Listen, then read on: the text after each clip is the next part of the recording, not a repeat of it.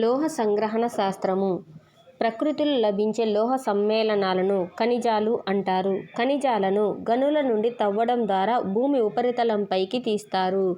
ఏ ఖనిజం నుండి లోహాన్ని లాభదాయకంగా వేరు చేయగలమో ఆ ఖనిజాన్నే ఆ లోహం యొక్క ధాతువు అంటారు. అల్యూమినియం లోహం లభించు ధాతువు బంకమన్ను. అల్యూమినియం లోహం లభించు ధాతువు బాక్సైటు. బాక్సైట్ యొక్క అణు ఫార్ములా Al2O3 2H2O. బంకమన్ను యొక్క అణు ఫార్ములా Al2O3 2SiO2 2H2O. ప్రకృతిలో స్వాభావికంగా లభించే లోహాలు బంగారం, ప్లాటినము. భూమి వల్కలంలో ఉన్న మూలకాలన్నింటిలోకి అత్యధిక స్థానం ఆక్రమించినది ఆక్సిజను 48.6 విస్తారతను ఆక్రమించి ఉంది. భూవల్కలంలో ఉన్న మూలకాలు వచ్చి oxygen, silicon, aluminium, iron, calcium. భూవల్కలంలోని మూలకాలు oxygen, silicon, aluminium, iron, calcium. కానీ ఇక్కడ మనకి అత్యధిక స్థానం ఆక్రమించి ఉండేది ఆక్సిజన్ 48.6. ఆక్సిజన్ తర్వాత అధికంగా లభించే మూలకం సిలికాను. ఇనుము సాధారణంగా ఆక్సైడ్ రూపంలో లభించును. అనగా Fe2O3, Fe3O4 అట్లాగా. ఇనుము సాధారణంగా ఆక్సైడ్ రూపంలో లభించును. ఇనుము స్వాభావికంగా ప్రకృతిలో లభించదు. ఎందుకంటే అది స్వాభావికంగా లభించదు. అంటే బంగారం, ప్లాటినం లాగా లభించదు. అవి ఏంటంటే అచ్చం బంగారం, అచ్చం ప్లాటినం లాగే మనకు దొరుకుతాయి. కానీ ఇనుము అలా కాదు, ఆక్సైడ్లుగా ఐరన్ ఆక్సైడ్, హెమటైట్ అట్లా దొరుకుతుందన్నమాట. జంతు వృష కణాలలో ఇనుము ఉంటుంది. మ్యాగ్నటైట్ అనేది ఇనుము యొక్క ముఖ్య ఖనిజము. మ్యాగ్నటైట్ యొక్క సంకేతం Fe3O4. హెమటైటు, లిమోనైట్లు ఇనుము యొక్క ఖనిజాలు. ఇనుము యొక్క ఖనిజాలు. సెడిరైట్ సాంకేతికము iron carbonate FeCO3. FeCO3. Hematite సాంకేతికము Fe2O3. లిమోనైట్ సాంకేతికము 2Fe2O3 3H2O. 2Fe2O3 అంటే ఇక్కడ హెమటైట్కి 3 వాటర్ మాలిక్యూల్స్ కలుస్తాయి. హెమటైట్ సాంకేతికం ఏంటి? Fe2O3. అదే లిమోనైట్ అయితే 2Fe2O3 3H2O. లిమోనైట్లోని నీటి అణువుల సంఖ్య 3. ధాతువుల నుండి లోహాన్ని సంగ్రహించుట, వాటిని శుద్ధి చేయుట మరియు మిశ్రమ లోహాలను తయారు చేయుటకు సంబంధించిన శాస్త్రాన్ని లోహ శాస్త్రం అంటారు. లాభసాటిగా లోహాన్ని సంగ్రహించుటకు వీలైన ఖనిజాన్ని ధాతువు ఓర్ అంటారు. ఖనిజంలో ఉండే మలినాలు మన్ను, రాళ్ళు మొదలైన వాటిని గ్యాంగ్ అంటారు. ధాతువులో కలిసి ఉండే మలినాలను యాంత్రిక, భౌతిక ప్రక్రియల ద్వారా తొలగించుటను ధాతువును గాఢత చెందించుట అంటారు.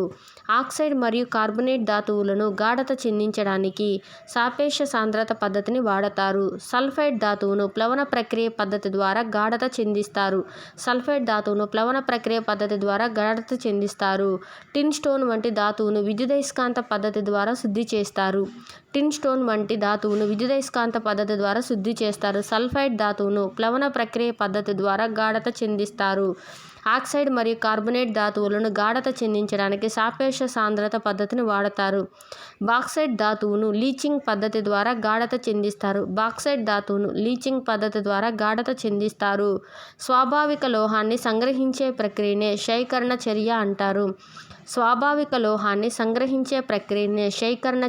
అంటారు.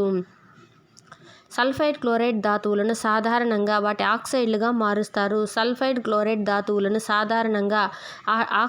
మారుస్తారు.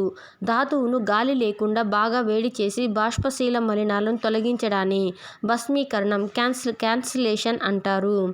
ధాతువును గాలి సమక్షంలో తీవ్రంగా వేడి చేయడాన్ని భర్జనము రోస్టింగ్ అంటారు. సాధారణంగా సల్ఫైడ్ ధాతువును ఆక్సైడ్గా మార్చడానికి ఉపయోగించే ప్రక్రియ భర్జనము. ఒక ధాతువును ద్రవకారి కలిపి గాని కలపకుండా గాని అధిక ఉష్ణోగ్రత వద్ద వేడి చేయుట ద్వారా లోహాన్ని గాని దాని సల్ఫైడ్ మిశ్రమమును ద్రవస్థితిలో పొందడాన్ని ప్రగలనము అంటారు. ఒక ధాతువుకు ద్రవకారిని కలిపి గాని కలపకుండా గాని అధిక ఉష్ణోగ్రత వద్ద వేడి చేయుట ద్వారా లోహాన్ని గాని దాని సల్ఫైడ్ మిశ్రమమును ద్రవస్థితిలో పొందుటను ప్రగలనము అంటారు. ప్రగలనంలో ధాతువు క్షయీకరణకు గురి అవుతుంది. రాగి, జింకు మొదలగు లోహాలను వాటి జల ద్రావణాల విద్యుత్ విశ్లేషణ ద్వారా శుద్ధి చేస్తారు. రాగి, జింకు మొదలగు లోహాలను వాటి జల ద్రావణాల విద్యుత్ విశ్లేషణ ద్వారా శుద్ధి చేస్తారు. లోహ అయాన్లను ధన ఆవేశం కలిగి ఉంటాయి. లోహ అయాన్లు రుణ ధ్రువంతో ఆకర్షితం అవుతాయి. లోహ అయాన్లు ధన ఆవేశాన్ని కలిగి ఉంటాయి. లోహ అయాన్లు రుణ ధ్రువంతో ఆకర్షితమవుతాయి. రక్తములోని హీమోగ్లోబిన్లో ఇనుము ఘటక పదార్థంగా ఉంటుంది. ఐరన్ పెరైడ్స్ అనేది ఇనుము యొక్క ధాతువు. ఐరన్ పెరైడ్స్ సాంకేతికము iron sulphide Fe(S2). Iron pyrites అనేది ఇనుము యొక్క ధాతువు. ఐరన్ పైరైడ్స్ యొక్క సాంకేతికము Fe(S2). ఇనుము లోహ సంగ్రహణలో దుక్క ఇనుము తయారీ ముఖ్యమైనది. ఇనుము లోహ సంగ్రహణలో దుక్క ఇనుము తయారీ ముఖ్యమైనది. భస్మీకరణంలో ధాతువును ద్రవీభవన స్థానం కంటే తక్కువ ఉష్ణోగ్రత వద్ద వేడి చేస్తారు. భస్మీకరణంలో ఫెర్రస్ ఆక్సైడ్ ఫెరిక్ ఆక్సైడ్గా ఆక్సీకరణం చెందుతుంది. ప్రగలన చర్యలో ధాతువును కార్బన్ మరియు ద్రవకారి సమక్షంలో క్షయీకరణం చెందుతుంది. ప్రగలన చర్యలో ధాతువు కార్బన్ మరియు ద్రవకారి సమక్షంలో క్షయీకరణం చెందుతుంది.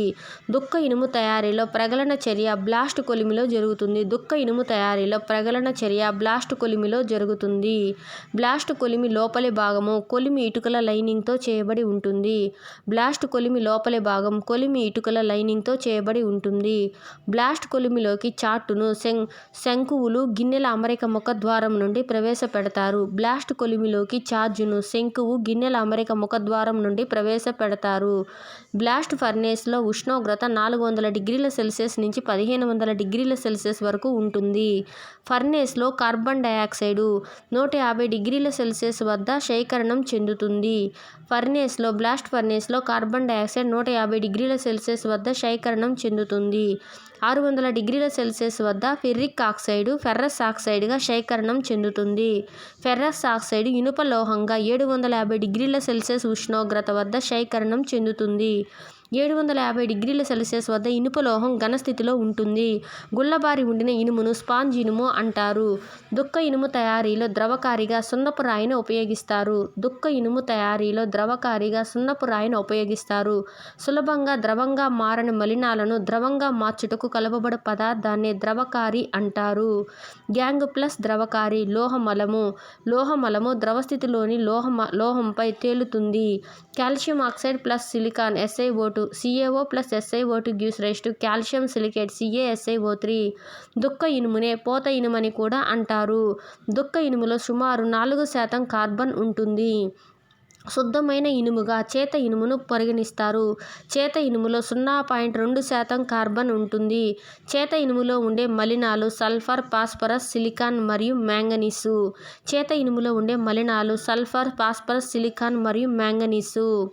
దుక్క ఇనుమునే పోత ఇనుము అని కూడా అంటారు. దుక్క ఇనుములో సుమారు 4% కార్బన్ ఉంటుంది. శుద్ధమైన ఇనుముగా చేత ఇనుమును పరిగణిస్తారు. చేత ఇనుములో 0.2% కార్బన్ ఉంటుంది. చేత ఇనుములో ఉండే మలినాలు సల్ఫర్, ఫాస్ఫరస్, సిలికాన్ మరియు మ్యాంగనీసు. దుక్క ఇనుమును రివర్బేటరీ ఫెర్నేస్ యొక్క హెత్తుపై ఉంచి శుద్ధి చేస్తారు. దుక్క ఇనుమును రివర్బేటరీ ఫెర్నేస్ యొక్క హెత్తుపై ఉంచి శుద్ధి చేస్తారు. అదే దుక్క ఇనుము తయారీలో మాత్రం ప్రగలన చర్య అనేది బ్లాస్ట్ కొలిమిలో జరుగుతుంది. దుక్క ఇనుమును శుభ్రం చేసేది మాత్రం రివర్బేటరీ ఫర్నేస్ యొక్క హెత్తుపై ఉంచి శుభ్రం చేస్తారు. దుక్క ఇనుమును పుడలింగ్ పద్ధతిలో శుద్ధి చేస్తారు. పుడలింగ్ పద్ధతిలో మలినాలను తొలిగే కొద్దీ ఇనుము యొక్క ద్రవీభవన ఉష్ణోగ్రత పెరుగుతుంది. పుడలింగ్ పద్ధతిలో మలినాలను తొలిగే కొద్దీ ఇనుము ద్రవీభవన ఉష్ణోగ్రత పెరుగుతుంది. చేత ఇనుమును మొదట గుండ్రని బంతుల రూపంలో బయటకు తీస్తారు. గొలుసులు తయారు చేయుటకు చేత ఇనుమును వాడతారు. ఉక్కులో కార్బన్ శాతం 0.1 నుంచి 0.5 వరకు ఉంటుంది. ఉక్కులో కార్బన్ శాతం 0.1 నుంచి 0.5 వరకు ఉంటుంది. ఇనుము యొక్క సంగ్రహణలోని ముఖ్యాంశాలు ధాతువుని గాఢపరచడం, భస్మీకరణం, ప్రగలనము. ఇనుము యొక్క సంగ్రహణలో ముఖ్యాంశాలు ధాతువుని గాఢపరచడం, భస్మీకరణము, ప్రగలనము. పోత ఇనుములోని కార్బన్ శాతము 3-4%. పోత ఇనుములోని కార్బన్ శాతము 3-4%. దుక్క ఇనుమునే పోత ఇనుము అంటారు. చేత ఇనుములో కర్బన శాతము పోత ఇనుములోని కర్బన శాతం కన్నా తక్కువ. అందుకే చేత ఇనుమును శుద్ధమైన ఇనుము అంటారు. హెమటైట్ అనేది ఇనుము యొక్క ఖనిజము. ఇనుము పెలుసుదనము కార్బన్పై ఆధారపడి ఉంటుంది. ఇనుము యొక్క పెలుసుదనం కార్బన్ శాతంపై ఆధారపడి ఉంటుంది. ఇనుములో కార్బన్ శాతం పెరిగితే పెలుసుదనం పెరుగుతుంది. సాధారణంగా ఉక్కును ఓపెన్ హెర్త్ విధానంలో తయారు చేస్తారు. ఓపెన్ హెర్త్పై సిలికా లేదా డోలమైట్ పూత ఉంటుంది. సిలికా సాంకేతికము SiO2, డోలమైట్ సాంకేతము కాల్షియం ఆక్సైడ్, మెగ్నీషియం ఆక్సైడ్ అనగా CaO, MgOను డోలమైట్ సాంకేతికము అంటారు. దుక్క ఇనుములోని కర్బన శాతము ఆక్సీకరణ చర్యల వలన క్రమేపీ తగ్గును. దుక్క ఇనుములోని కార్బన్ సిలికాన్ శాతము ఇనుప కడ్డీ కలపడం వలన తగ్గిపోతుంది.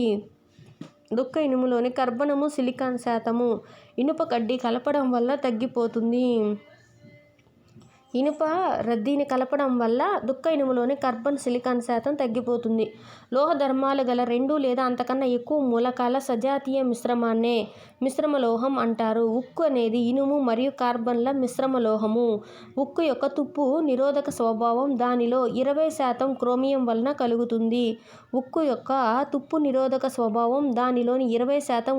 వలన కలుగుతుంది. గాల్వనైజింగ్ పద్ధతిలో ఇనుముపై జింకు పూతగా ఏర్పడుతుంది. ఎలక్ట్రోప్లేటింగ్ ద్వారా తుప్పు పట్టుట నిరోధించవచ్చు. ఉక్కులో ఇనుము కార్బన్ల నిష్పత్తి 0.1 నుంచి 1.5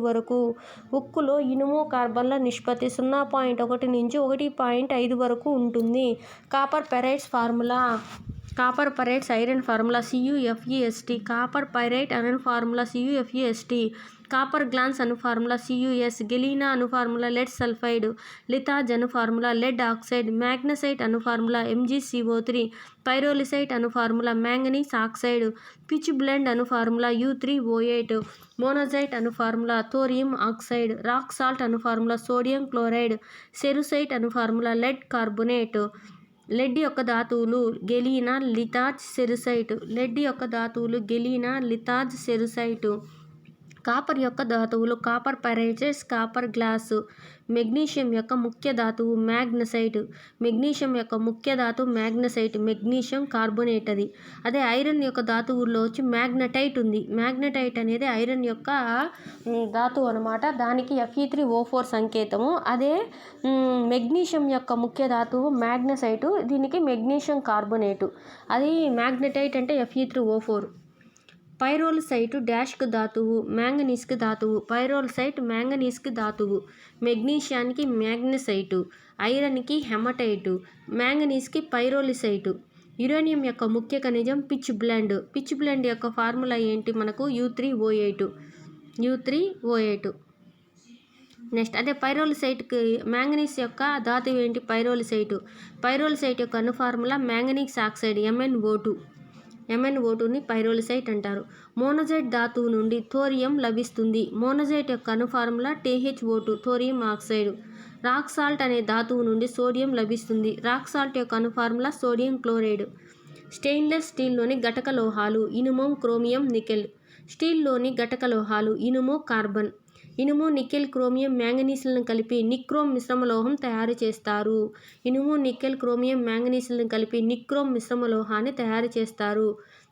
అల్యూమినియం, నికెల్, కోబాల్ట్ను కలిపి ఆల్నికో మిశ్రమ లోహం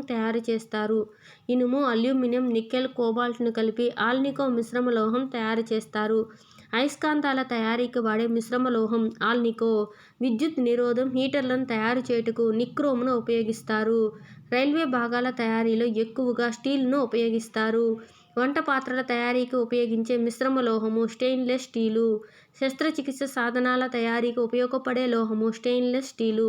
కార్బొనేట్ స్వభావమున్న ధాతువులు మ్యాగ్నసైటు, సెరుసైటు. మ్యాగ్నసైట్ అంటే మెగ్నీషియం కార్బొనేటు, సెరుసైట్ అంటే లెడ్ కార్బొనేటు PbCO3. ఇవన్నీ సెరుసైటు, గెలీనా, లితాజ్ అనేవి లెడ్ యొక్క ధాతువులు. సెరుసైట్ అంటే లెడ్ కార్బొనేట్, గెలీనా అంటే లెడ్ సల్ఫైడ్, లితాజ్ అను ఫార్ములా అంటే లెడ్ ఆక్సైడ్. గెలీనా అంటే లెడ్ సల్ఫైడ్, లితాజ్ అంటే లెడ్ ఆక్సైడ్, సెరుసైట్ అంటే లెడ్ కార్బోనేటు. నెక్స్ట్ కార్బోనేట్ స్వభావం ఉన్న ధాతువులు మ్యాగ్నసైటు, సెరిసైటు, మెగ్నీషియం కార్బోనేటు, లెడ్ కార్బోనేట్లు. సల్ఫైడ్ స్వభావం ఉన్న ఖనిజాలు. సల్ఫైడ్ స్వభావం ఉన్న ఖనిజాలు అంటే కాపర్ పెరైటిస్ అంటే CuFeS2, ఐరన్ పెరైటిస్ అంటే FeS. నెక్స్ట్ కాపర్ గ్లాన్స్ అంటే CuS. గెలీనా అంటే లెడ్ సల్ఫైడ్ని గెలీనా అంటారు. ఇవన్నీ ఏంటి? సల్ఫైడ్ యొక్క ధాతువులు. కాపర్ పెరైటైట్ అంటే CuFeS2. అదే ఐరన్ పెరైటిస్ అంటే FeS2ని ఐరన్ పెరైటిస్ అంటారు. చేత ఇనుములో ఉన్న కార్బను అతి తక్కువ శాతము. బ్లాస్ట్ ఫర్నేస్లో జరిగే చర్యల్లో ఇది కూడా ఒకటి. Iron oxide Fe2O3 + 3CO gives rise to Fe + CO2. Next magnetite Fe3O4. ఇందాక అనుకున్నాం. మ్యాగ్నసైట్ అంటే మెగ్నీషియం యొక్క ధాతువు MgCO3 అవుద్ది. ఇక్కడ మ్యాగ్నటైట్ అంటే ఐరన్ యొక్క ధాతువు, ఇది Fe3O4 అవుద్ది. Haematite Fe2O3. లిమోనైట్ అంటే Fe2O3 3H2O, 2Fe2O3 3H2O అవుద్ది. లిమోనైట్లో ఉండే నీటి అణువుల సంఖ్య 3. సెడరైట్ అంటే iron carbonate Fe2CO3. Fe2CO3. Iron పెరైటిస్ అంటే FeSt. ఉక్కు అంటే ఇనుము యొక్క మిశ్రమ లోహము. ఇక్కడ ఒకటి గుర్తుపెట్టుకోవాలి, సెడరైట్ అంటే ఐరన్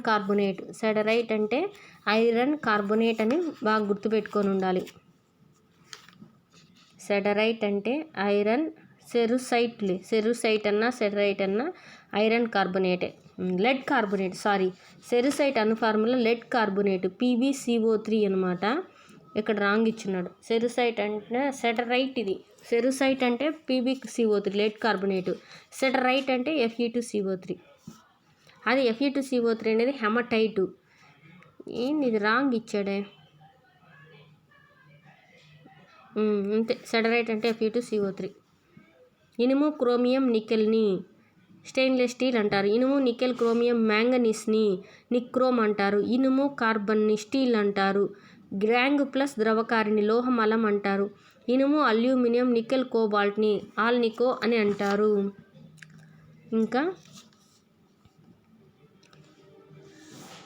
ఇంకేమున్నాయి? ఉక్కులో కార్బన్ శాతము 0.1 నుంచి 1.5% ఉంటుంది. అందులో ఐరన్ల నిష్పత్తి, కార్బన్ల నిష్పత్తి ఎంత ఉంటుందంటే 1.1 to 1.5 ఉంటుంది. ఇంకా